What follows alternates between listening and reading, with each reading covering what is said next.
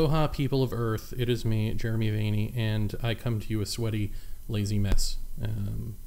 And the reason I do that is because I'm a sweaty, lazy mess who therefore doesn't want to write something that I should probably write out and win the Pulitzer for. So instead, I'm just going to speak it out and gain a bunch of likes and dislikes on YouTube. So there's that. Recently, let's see, I was reading Scientific American, if you can believe that, an edition from November 2016. And it has all sorts of interesting topics, black holes and wormholes and the secrets of quantum space-time. Who doesn't want to learn that, right? Why gloom trumps glad? That's kind of interesting. I mean, you go down the list of things here, and one of them that caught my eye was 5 things we know to be true. And I thought, wow, 5 things we know to be true. I can't wait to read this. Here's going to be irrefutable scientific things, right? And then I saw the first name on this. It took 5 people to write 5 things we know to be true. And the name that caught my eye, of course, was Michael Shermer, who is a UFO paranormal debunker. But not wanting to be that guy who just poo-poos it because I'm like, oh, Michael Shermer. I decided to read it because I'm sure he has another side to him, all scientifical and rational and logical and all of that. And I'm sure he applies that well to the realms of physics and other things. So let's read what does he come up with. And it was also written here, co-written by Harriet Hall, Ray Pierre Humbert, I think I'm pronouncing that correctly, Paul Offit, and Seth Shostak. Of those, the only name I'm really familiar with is Seth Shostak, also a debunker of all things paranormal and ufological. Okay. So I read this article, and the 5 things that scientists know to be true here in Scientific American Journal here. One is that there's no such thing as the Loch Ness Monster and Bigfoot. They lump those together. So cryptozoology, out. We know that's not true. One was that vaccines are just fine. They don't cause autism. We know that's true. One is that climate scientists aren't in a conspiracy to lie about climate change. One is that homeopathy doesn't work. And one is that aliens have never visited here, and UFOs represent nothing more than misidentifications and wish fulfillment hallucinations, that sort of thing. So aliens never here, not here, no cryptoterrestrials, going down the list of... Now, I'm with you with the climate science. I'm with you with the vaccinations. But the other 3 things, homeopathy I don't know much about, but my partner in crime, Carol, uses homeopathy, and I asked her, does this jive with you, what he's written here as the origin of homeopathy and what it means to take this? Because he seems to think it's pretty silly, and it sounds kind of silly. And she said, she read it, and she said, yeah, that is it, except, and it does look silly, if you don't allow that there is another energy system at work in the human body than just the things that we've already detected through scientific means. Essentially is what she said. She probably said it more eloquently than that. But, and then, okay, well that makes sense because Shermer and I'm sure and company are all materialists, right? And they're all humanists, and so they can't allow for anything like that to work because science. They would have discovered it already, right? And then, of course, aliens and UFOs and then the Loch Ness Monster and the other stuff. Well, that's just silly. We don't know these things to be true, right? We don't know whether there's a Sasquatch. We don't know whether UFOs and alien abductions, if any percentage of them represents what they claim to represent. We don't know that. So why would you... it boggled my mind that you would put this as a truth and that this would make it into Scientific American, although that shouldn't bother me so much because I think Shermer and company pretty much run that joint, right? But it just boggles the mind that in a journal that has such hoity-toity grand theories of things, articles, and discoveries, that this is what they could come up with. And, you know, usually when well, some of us, when Jeff Ritzman and I talk about these debunker skeptic types, we ask, why do they do it? And then there's the arrogance of wanting to be the right person in the room, always, that person who's always got to be correct, the party pooper, because that's how they maintain their sense of self, by lording over you and telling you how the world works. There's that reason to be a debunker and that sort of thing. You can go down a list of reasons to do it. The reason that they give, of course, is that they want to learn us masses, us unwashed masses, in the ways of, existence, which is another word for religion. But just try telling them that. So what would another reason be? Well, it dawned on me that there aren't 5 other things that we do know to be true in science. Like, we always talk about them picking the low-hanging fruit in, for instance, ufology. Why do they always go after known hoaxed cases or things that are obviously hoaxes to go, see? They hold it up and go, see, this is all nonsense. And you go, well, yeah, that's clearly nonsense, but that doesn't deny that there is a mystery here. And sane people know that. Like, normal, rational, not delusional people know that. But some of these debunkers don't, apparently.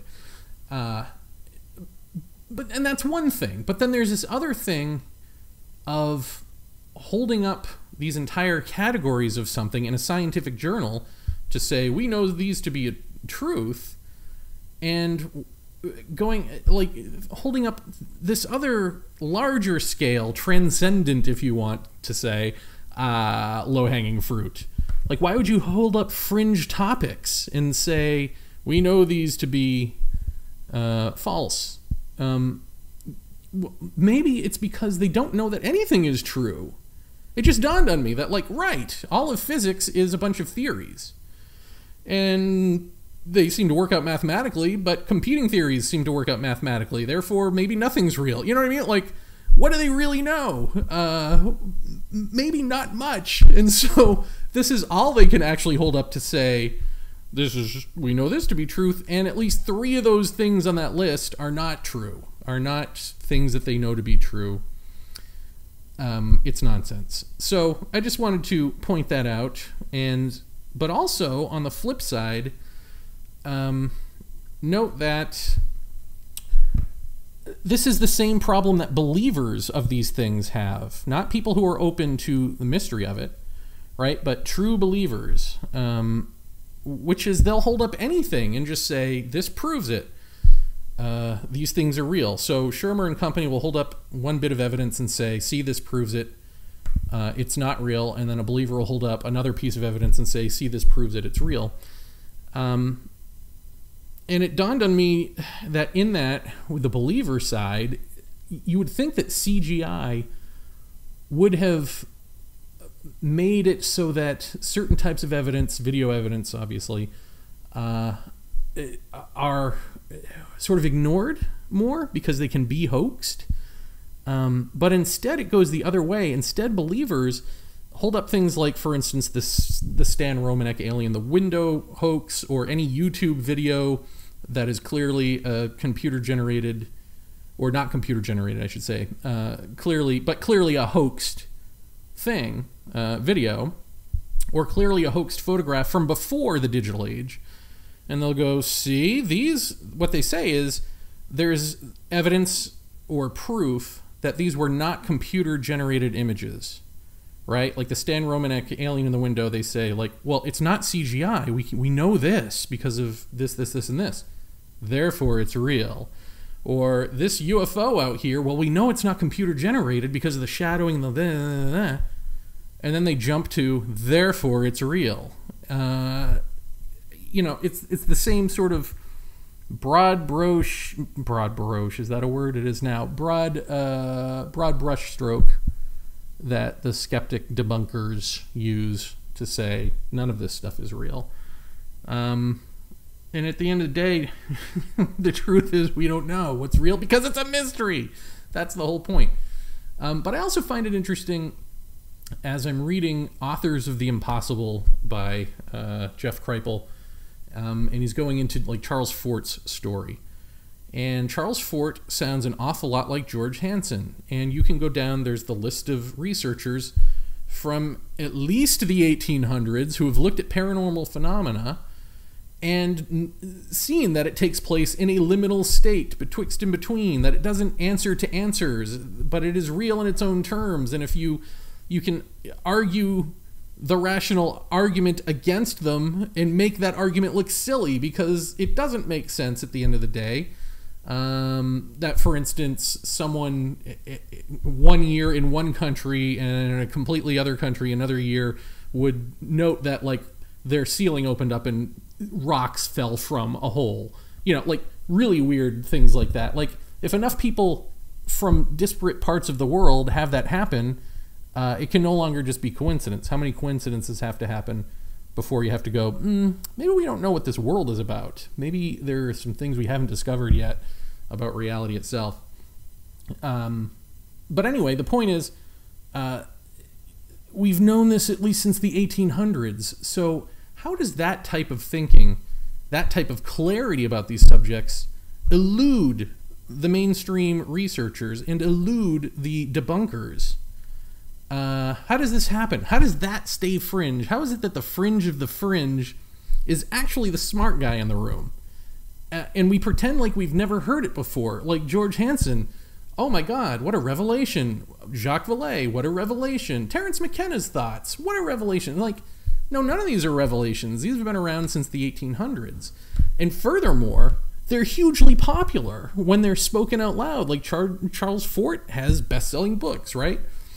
You look at alien abduction literature, and Whitley Strieber comes along and says, this happened to me, and I don't know what it is. Let's call them visitors. Let's not call them aliens.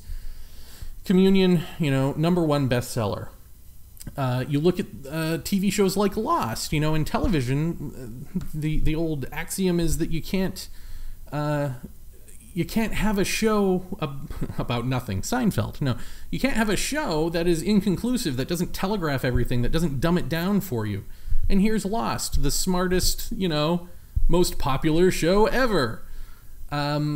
So actually, no, these things are hugely popular when they come out, when they happen, and yet we seem to forget that they existed in the first place and keep treating each new researcher who comes along in that vein, or spectacle show in that vein, as if it's something brand new. We've never heard of this before. And I don't understand what that disconnect is, but I think that would be an interesting sort of avenue for some sort of sociological research. I don't know what. Let's see. Oh, I guess the other reason that maybe skeptics go after the low-hanging fruit, besides that they don't actually know anything about the universe and can argue fringe topics easily, right? So arguing physics involves knowing something. It involves math. It involves skills.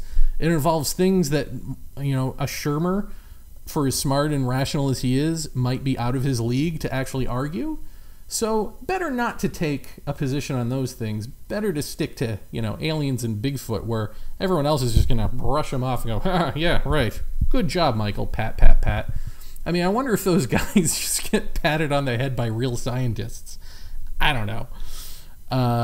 Let's see. Anything else I wanted to say here?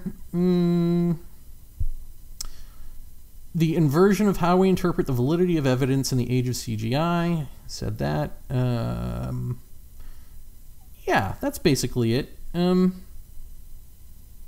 I guess just maybe the other thing to throw out here as an idea in this whirlwind of blah coming out of my mouth is I was thinking about how many hoaxers claim that they were guided to hoax. This might be a nice study too, because we know that crop circle artists had gone from making these hoaxes to making these complex art pieces to claiming, at least to researcher Colin Andrews, that they felt guided or somehow, I don't want to say manipulated, but maybe guided is the right word, to do these things by some invisible force, and or that they have actually seen in the fields,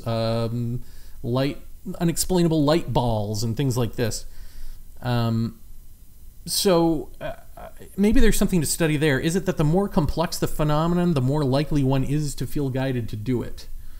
In other words, when they were just out there, when it was just like Doug and Dave and whoever doing simple crop circles, did they just do it because they did it? But then once they decided to get more complex in their brains with it, did something else take over to guide that vision of what's going on? I don't know. This is just off the top of my head as something maybe, you know, someone with more time, like a Nick Redfern. Not that I've got plenty of time, but I'm not writing books. So, I'm farming. Yeah, that's right, farming. So yeah, is that something that we could even, I don't even know how you would gauge that. Does anything else involve that level of complexity? Like, was there a real phenomenon, for instance, with Gulf breeze sightings, where it began as something real and then got taken over by hoaxers, and then those hoaxers got taken over by the real? I don't know. Maybe there's something in there that somebody could actually study. I bring these things up because I want to demonstrate that there are more complex ways, more interesting ways of looking at these phenomena than just simply aliens, not aliens, you know, or Bigfoot creature, not Bigfoot creature. There's, again, a whole host of theories and thinkings and ways of looking at these things that, when spoken out loud, seem to be popular and yet are immediately covered over with an amnesia, and then the next person to say them sounds like a genius. And I don't get what this is. That ultimately is probably the thing that needs to be studied. In any event, that's it for now. Take care. And now I'm going to take my time Xing out of here. And how many chins do I have?